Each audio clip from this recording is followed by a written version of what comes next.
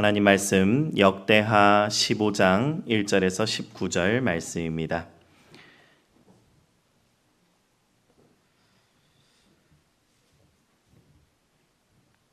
역대하 15장 1절에서 19절 말씀 한 목소리로 읽겠습니다. 하나님의 영이 오뎃의 아들 아사랴에게 임하심에 그가 나가서 아사를 맞아 이르되 아사와 및 유다와 베냐민의 무리들아 내 말을 들으라. 너희가 여호와와 함께하면 여호와께서 너희와 함께 하실지라. 너희가 만일 그를 찾으면 그가 너희와 만나게 되시려니와 너희가 만일 그를 버리면 그도 너희를 버리시리라. 이스라엘에는 참 신이 없고 가르치는 제사장도 없고 율법도 없은 지가 오래되었으나 그들이 그 환난 때에 이스라엘 하나님 여호와께로 돌아가서 찾음에 그가 그들과 만나게 되셨나니 그때에 온 땅의 모든 주민이 크게 요란하여 사람의 출입이 평안하지 못하며 이 나라와 저 나라가 서로 치고 이 성읍이 저 성읍과 또한 그러하여 피차 상한 바 되었나니 이는 하나님이 여러 가지 고난으로 요란하게 하셨음이라. 그런즉 너희는 강하게 하라. 너희의 손이 약하지 않게 하라. 너희 행위에는 상급이 있음이라 하니라. 아사가 이 말 곧 선지자 오뎃의 예언을 듣고 마음을 강하게 하여 가증한 물건들을 유다와 베냐민 온 땅에서 없애고 또 에브라임 산지에서 빼앗은 성읍들에서도 없애고 또 여호와의 낭실 앞에 있는 여호와의 제단을 재건하고 또 유다와 베냐민의 무리를 모으고 에브라임과 므낫세와 시므온 가운데에서 나와서 저희 중에 머물러 사는 자들을 모았으니 이는 이스라엘 사람들이 아사의 하나님 여호와께서 그와 함께 하심을 보고 아사에게로 돌아오는 자가 많았음이더라. 아사 왕 제15년 셋째 달에 그들이 예루살렘에 모이고 그날에 노력하여 온 물건 중에서 소 700마리와 양 7,000마리로 여호와께 제사를 지내고 또 마음을 다하고 목숨을 다하여 조상들의 하나님 여호와를 찾기로 언약하고 이스라엘 하나님 여호와를 찾지 아니하는 자는 대소 남녀를 막론하고 죽이는 것이 마땅하다 하고 무리가 큰 소리로 외치며 피리와 나팔을 불어 여호와께 맹세하매 온 유다가 이 맹세를 기뻐한지라. 무리가 마음을 다하여 맹세하고 뜻을 다하여 여호와를 찾았으므로 여호와께서도 그들을 만나 주시고 그들의 사방에 평안을 주셨더라. 아사 왕의 어머니 마아가가 아세라의 가증한 목상을 만들었으므로 아사가 그의 태우의 자리를 폐하고 그의 우상을 찢고 빻아 기드론 시냇가에서 불살랐으니 산당은 이스라엘 중에서 제하지 아니하였으나 아사의 마음이 일평생 온전하였더라. 그가 또 그의 아버지가 구별한 물건과 자기가 구별한 물건 곧 은과 금과 그릇들을 하나님의 전에 드렸더니 이때부터 아사 왕 제35년까지 다시는 전쟁이 없으니라. 아멘. 오늘 본문은 남쪽 유다의 세 번째 왕, 이 아사 왕의 개혁과 영적 갱신의 이야기를 담고 있습니다. 여러분, 우리가 함께 읽고 있는 이 역대하 14장부터 16장까지는 이 아사 왕을 중심으로 이야기가 전개되고 있습니다. 특히 오늘 읽은 이 15장은 아사가 어떻게 성공적인 또 영적인 개혁을 이끌어냈는지를 잘 보여주고 있는 대목입니다. 아사의 개혁은 단순히 어떤 제도의 개편이나 정치적인 혁신이 아니었습니다. 그것은 하나님을 다시 찾는 영적인 회복이었다라는 것을 우리가 보게 됩니다. 어떻게 이 아사는 이 영적인 회복을, 영적인 갱신을 이루어낼 수 있었습니까? 먼저는 하나님의 말씀을 잘 들었다는 것에 그 키가 있습니다. 개혁의 출발점은 말씀을 듣는 것에 있다라는 것입니다. 1절 말씀에 보면 하나님의 영이 오뎃의 아들 아사랴에게 임했다라고 말하고 있습니다. 아사와 백성들은 아사랴 선지자의 말에 귀를 기울여 들었습니다. 왜냐하면 말씀에 답이 있기 때문입니다. 그 핵심은 매우 단순했습니다. 말씀을 쭉 보시면 너희가 여호와와 함께하면 여호와께서도 너희와 함께하시리라. 너희가 만일 그를 찾으면 그가 너희와 만나게 되시리라. 그러나 너희가 만일 그를 버리면 그도 너희를 버리시리라.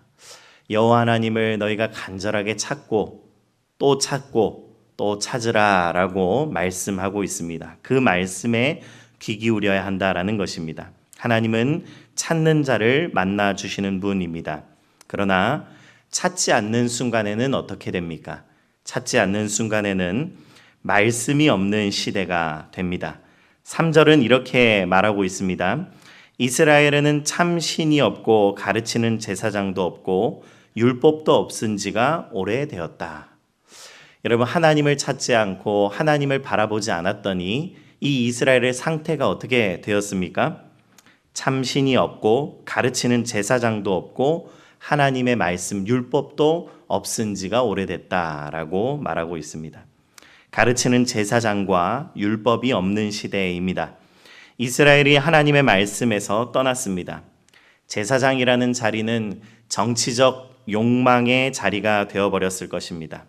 제사장들은 타락하고 그 어느 누구 하나도 하나님의 말씀에 순종하는 삶에 관심이 없었다라는 것을 보여주고 있습니다.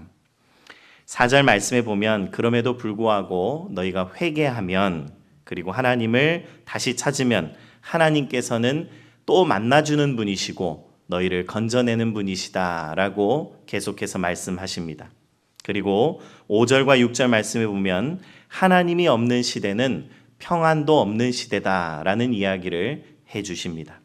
그리고 7절 말씀에 보면 하나님께서는 힘이 약해지지 않도록 도우시는 분이시다라는 이야기를 하고 있습니다. 말씀에 귀 기울이는 것이 회복의 시작입니다. 사랑하는 성도 여러분, 우리에게도 이 영적인 개혁과 갱신이 계속해서 필요하지 않습니까? 그때 우리에게 출발점은 어디입니까? 바로 하나님의 말씀에 귀 기울이는 것입니다. 두 번째로 우리가 살펴볼 것은 8절 말씀인데요. 아사가 이 말 곧 선지자 오뎃의 예언을 듣고 마음을 강하게 하여 가증한 물건들을 유다와 베냐민 온 땅에서 없애고 라고 이야기합니다. 이 영적인 개혁의 시작이 하나님의 말씀을 듣는 것에서 있었다면 이제 본격적인 갱신과 개혁은 무엇으로부터 시작됩니까? 그것은 가증한 물건을 제거하는 것에서부터 시작된다라는 것을 우리는 기억해야 합니다. 유진 피터스는 이 구절을 의역하면서 이렇게 표현합니다. 아사는 오벳의 아들 아사랴의 예언을 듣고 마음을 가다듬은 다음 소매를 걷어붙이고 일을 시작했다. 제가 이 말씀을 읽으면서 정말 기막힌 표현이다. 소매를 걷어붙이고 아사가 일하기 시작했다라고 표현하고 있습니다. 하나님의 말씀을 들은 다음에 마음을 가다듬은 다음에는 본격적으로 무엇을 해야 합니까? 소매를 걷어붙이고 이제 일하기 시작해야 합니다. 그런데 그 일이 바로 무엇입니까? 그 변화는 정리하는 것에서부터 시작된다라는 것입니다. 이전에 잘못된 것들을 내버리지 않고 새로운 것을 세울 수 없다라는 영적인 교훈을 주고 있습니다.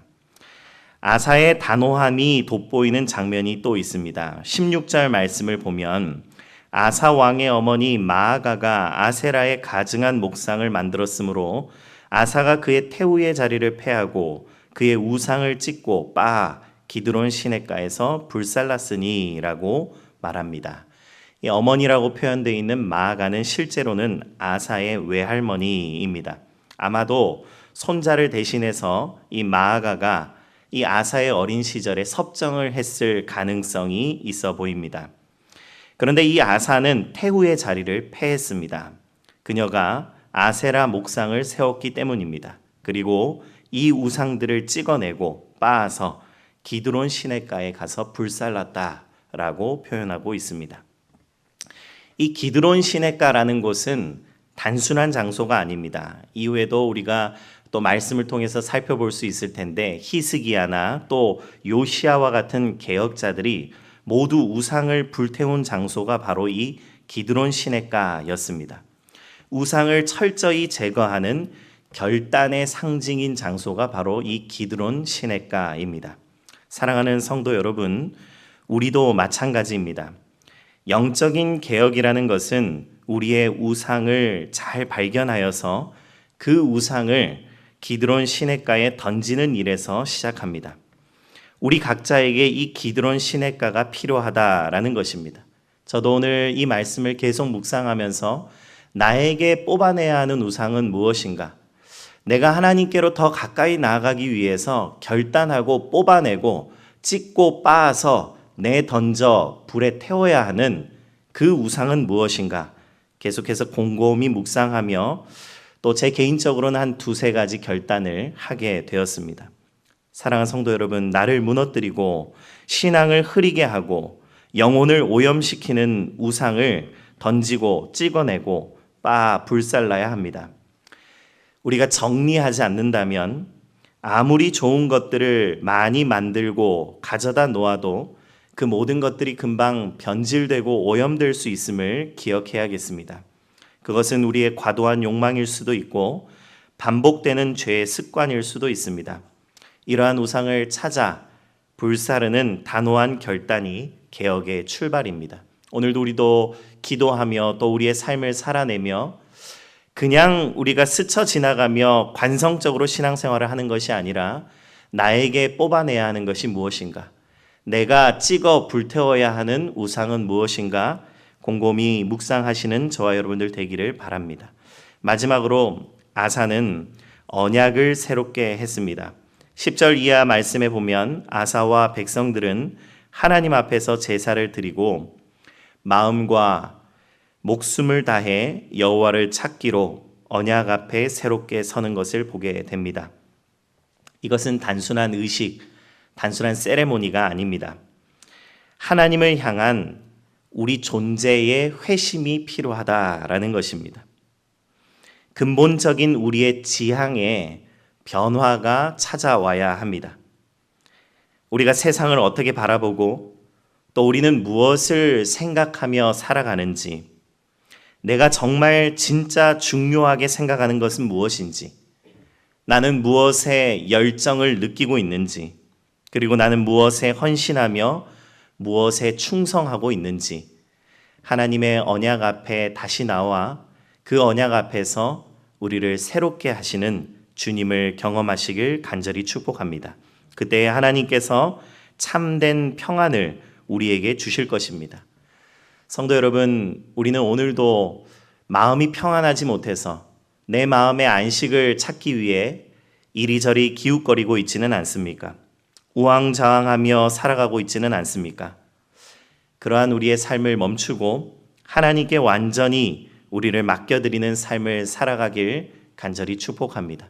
우리의 목숨과 또 우리의 마음을 다하여 여호와 하나님을 찾을 때에 하나님께서 반드시 우리를 만나주시고 우리를 찾아오셔서 우리의 마음 가운데 참된 평안함을 허락해 주실 줄 믿으시기 바랍니다. 제가 기도하겠습니다.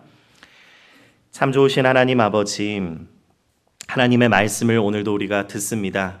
주님의 말씀에 귀 기울이며 그 말씀에 답이 있다라는 사실을 우리가 늘 고백하게 하여 주시고 그 말씀에 귀 기울이며 나아갈 때에 내 삶 가운데에, 내 습관 가운데에, 내 생각 가운데에 뽑아내야 할 우상이 무엇인지 이 기도의 시간에 하나님 앞에 내어놓는 자 될 수 있도록 은혜를 부어 주시옵소서. 하나님, 주님을 찾고 주님을 부르짖을 때에 하나님께서 우리를 만나 주실 줄 믿습니다. 오늘도 우리의 상한 심령 가지고 주님 앞에 나왔습니다. 하나님 부르짖을 때에 주님 우리를 만나 주시옵소서. 모든 말씀 예수 그리스도의 이름으로 기도드립니다. 아멘.